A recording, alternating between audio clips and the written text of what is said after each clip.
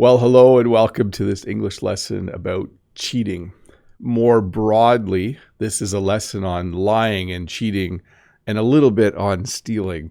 In English, we often use all three words together. They mean slightly different things, but people who lie, cheat, and steal are not very nice people. Although, I dare say, most of you at one point in your life maybe cheated on something in school. Maybe. I'm not saying you did, but it's possible. Human beings like to sometimes take the easy way. Sometimes they like to, instead of doing it the way you're supposed to, they like to cheat a little bit or take a little shortcut. I'll talk about both of those words in just a moment. But welcome to this English lesson about cheating. I noticed the picture is covering the letter G just slightly. Sorry about that. I should have fixed that, but I think you can tell that it ends in a G. So welcome to this English lesson about cheating. To cheat. So this is a very broad term. The verb to cheat can be used to refer to a number of different things. Probably the most common for me would be to think about a student who cheats on a test or a student at school that cheats on their work. So when you cheat at school, it means instead of writing the answers down because you have memorized them, you maybe put them on a little piece of paper, or you write them on your hand or arm, or you try to look at someone else's paper. So when you cheat, it means you don't do the work you're supposed to at school. It can also mean if you're playing a game with someone, instead of following the rules, you break the rules when no one is looking. So sometimes when you play cards with someone, they might keep a card up their sleeve. No, I don't think anyone actually does that. But you can also cheat at games. You can also cheat in a relationship, and I'll talk about that a bit later as well. But the general term to cheat refers to, let me see, I'm trying to think of the opposite. Like, it's the opposite of good, nice, kind behavior. It's like behavior where you're trying to, you didn't do the work, but you're trying to make it look like you did the work. So one way that you can cheat, and by the way, the reason I'm doing this lesson is I read an article about someone cheating while running a marathon. So when you run a race, if you take a shortcut, that would be considered cheating. So a shortcut would mean if you have to run to the end of the street and then turn around and come back, you only run halfway and then you turn around and come back and you say that you ran the whole way. The article I read about someone cheating in the marathon, they actually ran part of the marathon and then they took a city bus for part of the marathon and then got off. By the way, a marathon is a 26-mile competitive run. So obviously, if you take a bus during a marathon, that would be cheating. But the more specific term would be to take a shortcut, to copy. So when you cheat at school by looking at someone else's paper or someone else's test, we call this copying. Sometimes when you are writing a quiz, okay, not you. Sometimes when some people are writing quizzes, they don't know the answer, and so they copy from the person beside them. They look over their shoulder and they look at, okay, what do they have for number 1? And then they write it down. What do they have for number 2? And then they write it down. So when you cheat at school, we generally refer to it as copying. We also call it cheating, of course. So the official term in an academic setting is plagiarism. The verb is to plagiarize. So when you copy another student's work, we just call it copying. But when you go on the internet and you take someone else's words and sentences and paragraphs and you put them into a school assignment and say you wrote those words, even though you took them from someone else, we call that plagiarism. We say that you have plagiarized. You have decided to take someone else's writing and say that you wrote it. Not a very good idea. This is very serious in school. If you are caught plagiarizing, it goes on your permanent record. And I think in most schools, if you plagiarize more than once, you might get kicked out. In some schools, if you plagiarize once, you could get kicked out. So Don't take other people's writing and say that it is your own. Don't use that's why I have the copy paste sentence or images here. Don't go and find something and copy and paste it and say that you wrote it. Not a good thing. To falsify. So I falsified this award. I falsified this award last night. I found a template for World's Best Teacher, and I put my name on it with the date. I put it really far in the future because maybe I will win this award. I don't think so. But when you falsify something, we're usually talking about documents. Maybe someone claims they're a doctor, but they falsified their diploma. They just made it themselves. Maybe you are applying for a job and you falsify the documents. So you create documents that are not true. You say, oh, I won Best Teacher in Portugal in 2023. Here's my award. But it's simply something that you made. You didn't actually get the award. We would say that you have falsified that document. So even the signature down here, I falsified that. It's not my real signature. So when you create a document yourself and make it look like a real official document, we would use the verb falsify. And then in court, I hope this isn't someone from an actual news article, but in court, if you say you saw something that didn't actually happen, we call that false testimony. If I see an accident and my friend drives into someone else's car, and then I go to court and say, no, the other person drove into my friend, it's the other person's fault, that would be false testimony. This is also a bad thing to do. You can go to jail, I think, if you lie in court. But we would call that false testimony. When you go to court and you lie about what you saw, it's better to go and tell the truth if you are a witness. To fudge. So this is kind of a funny one. Often when you play a sport where you write down your own score, sometimes the people you're playing with might fudge their score a little bit. When you fudge your score, it means like if you're playing golf and it took you 5 hits to get the ball in, you hit the ball from the tee and you hit it 3 times on the fairway, and then you putted once on the green, and it was 5 total shots. And then you go and you write 4 on it.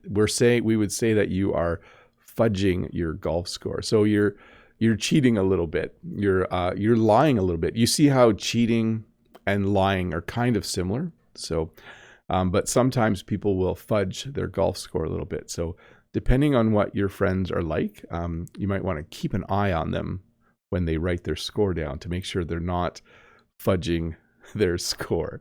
And by the way, I see someone say, oh, Hafia says, I love to eat fudge. Fudge is actually a food as well, a very sweet, yummy food made from like sugar and condensed milk. Very yummy. So this is a big one. This is a little tricky to talk about because I like to keep my lessons safe for work, safe to use in school. But when you are in a romantic relationship, you will have a physical relationship as well. You will sleep together. And sometimes one of the partners will sleep with someone else. And we call that cheating. The formal term is adultery. Adultery is when if you're married to someone and one of the people in the marriage goes and has sex, like sleeps with someone else, we call that adultery. But the more common word would be to say cheat. He's cheating on his wife. She's cheating on her husband.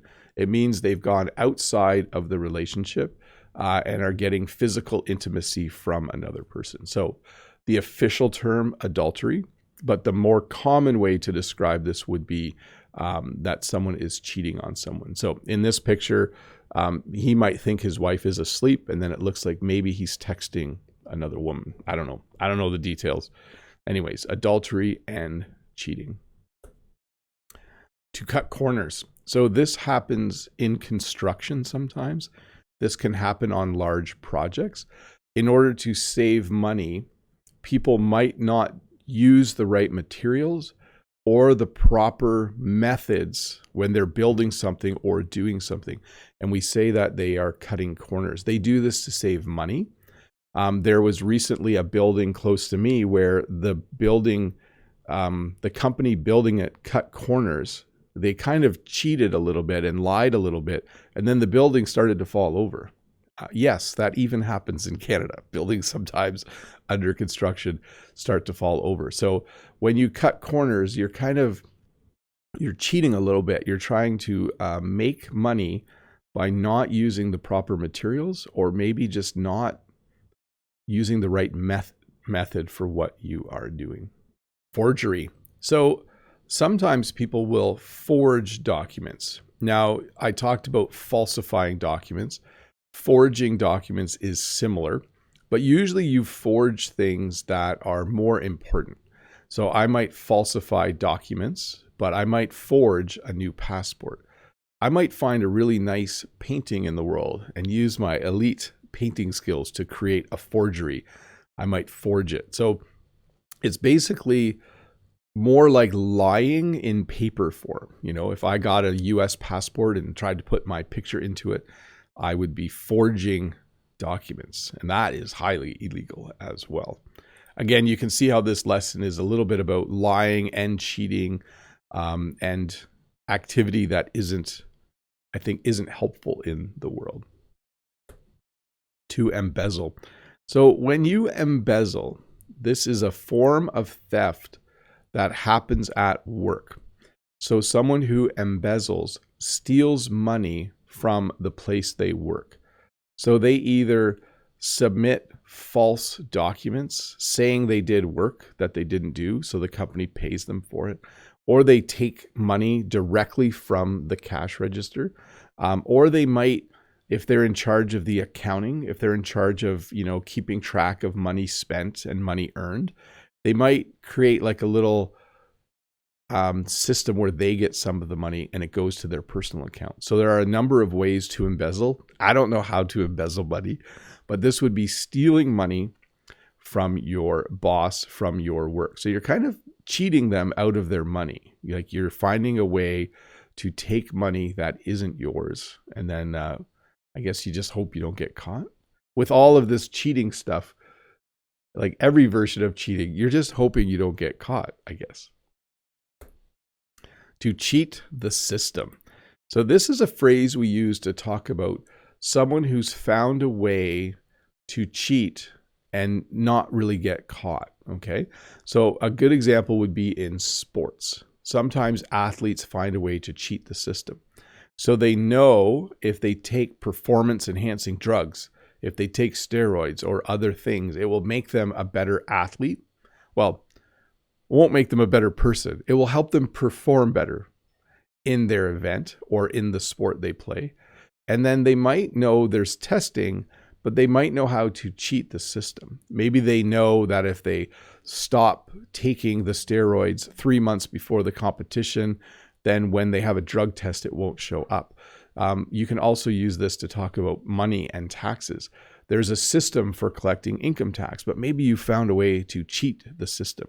You found a way to pay less tax because you found a way to get around paying what you owe. So to cheat the system means there's a system and you found a way to not follow the rules and not get caught. False advertising. So this one happens a lot.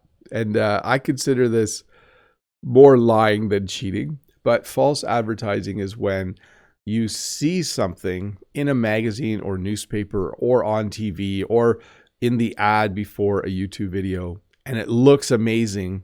And then when you buy it, it looks different. So here's some false advertising. You see the hamburger on the far side, looks amazing. Look at that. What a beautifully made hamburger. And then if you go buy it, it might actually look like this one. It's a little bit mushed and it doesn't look as big or as perfect. False advertising is actually illegal in most countries. You can't put a picture up of a hamburger with 2 patties, and then if someone buys it, it only has 1. That would be very flagrant false advertising. But you can't, I think in most of the world, you can't promise one thing, and then when people pay you, you give them something different. That is considered false advertising. I think most advertising is a little bit, you don't always get exactly what you want, do you, when you buy something? Table talk. You can cheat at games. There's things like stacking the deck. There's things like table talk. We talked about this in my lesson on games a few months ago.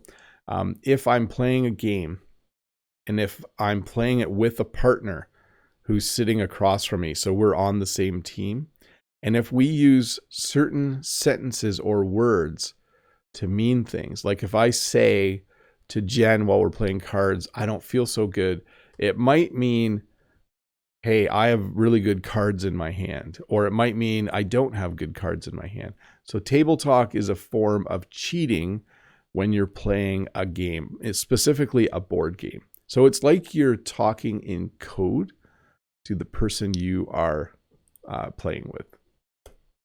And then stacking the deck would be specifically in a card game.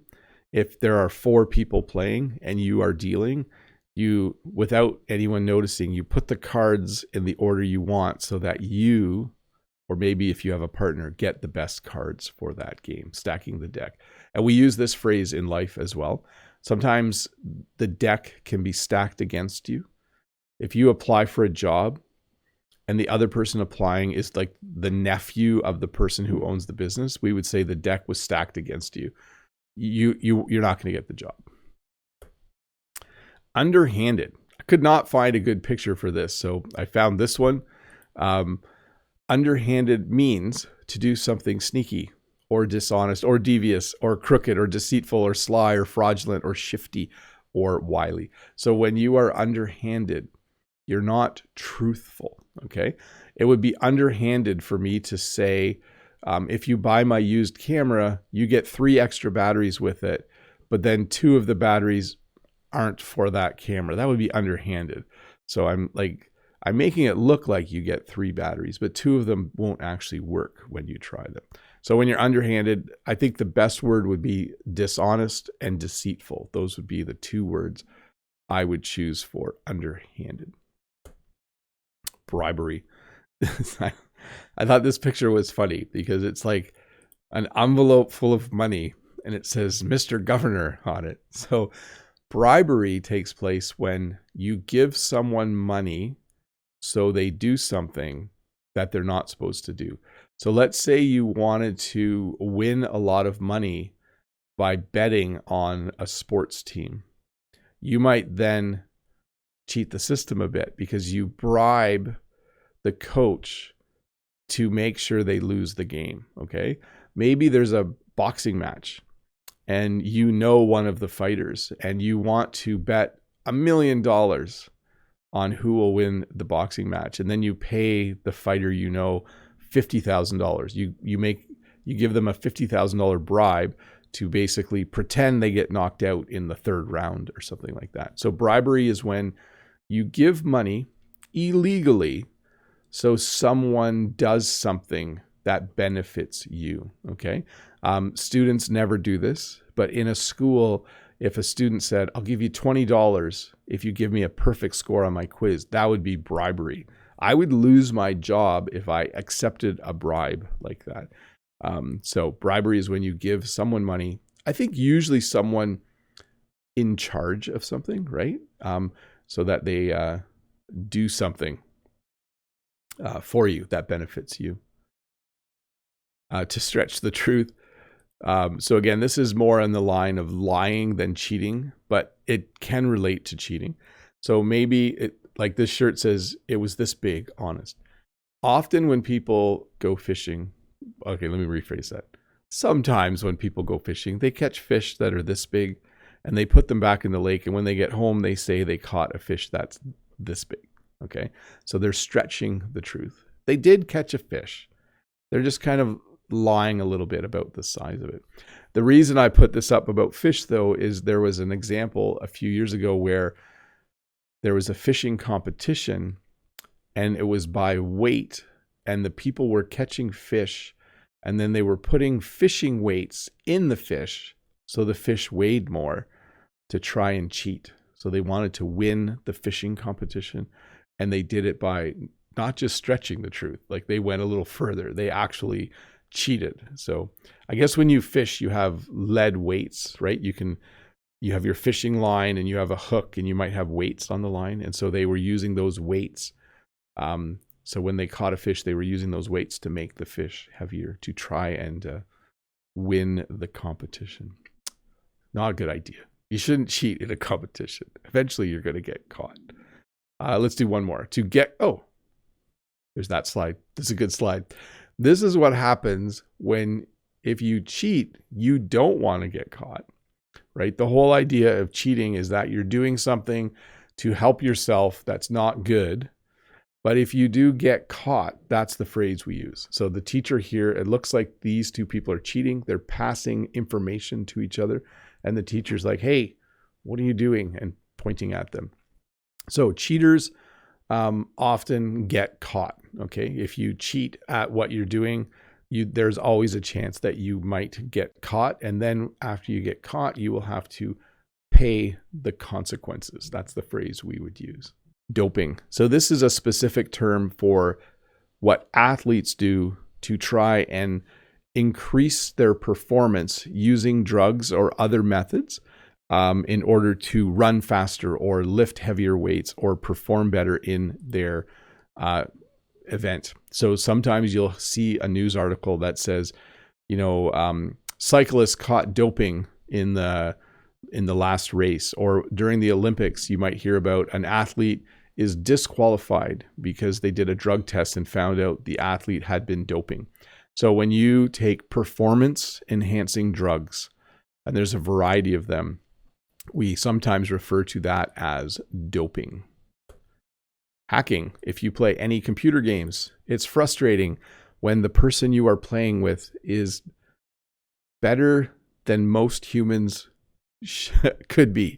So I played a game called Counter-Strike when I was younger. And sometimes you just knew someone you were playing against was cheating. Because even when you were hiding behind a wall where no one could see you, they would somehow get you. So hacking, this would be, I think we would call these wall hacks. There's also aimbot. There's different types of hacks you can use when playing a computer game that allow you to cheat. It's very frustrating to play a game when it's not a level playing field. When you have a level playing field, it means no one is cheating and it's just your own abilities that are helping you win or lose. But when someone hacks, they take advantage of everyone else with their cheating. So there's a phrase in English, if you cheat, you're only cheating yourself. And I'll explain this a little bit. Let's say you have an English test coming up and you cheat on the English test, and then you get a job based on the results of that test, but they find out really quickly you can't actually speak English very well. You've cheated yourself. Like you think you got ahead, but eventually you just get fired. Another example would be if you really want to run the 100-meter race really fast and you use steroids or some other drugs to cheat, you didn't really win, did you? Like you won against people who weren't cheating. So you're really just cheating yourself. You're making yourself feel better, but it's actually a lie. You're not actually better than the other people. So if you cheat, you're only cheating yourself. A cheat sheet. So this came up a bit earlier. There are two kinds of cheat sheets in the world. In some classes, the teacher will say, you're allowed to bring a cheat sheet to the exam. Crazy, isn't it? This happens in some senior level math classes at our school even. The teacher might say, you are allowed to bring a cheat sheet with formulas. Let's say it's a geometry test where you need to know pi r squared and other formulas. The teacher might say, you can bring a piece of paper to the exam and you may write the formula for, diameter, area of a triangle. You're allowed to have those general formulas on your cheat sheet, but nothing else. And then when you write the exam, you have the formulas, but you still have to know how to use them, right? In French class, for younger students, sometimes we say, you can bring a cheat sheet that shows you how to put verbs into the passé composé, whether it's used as avoir or être as its auxiliary verb.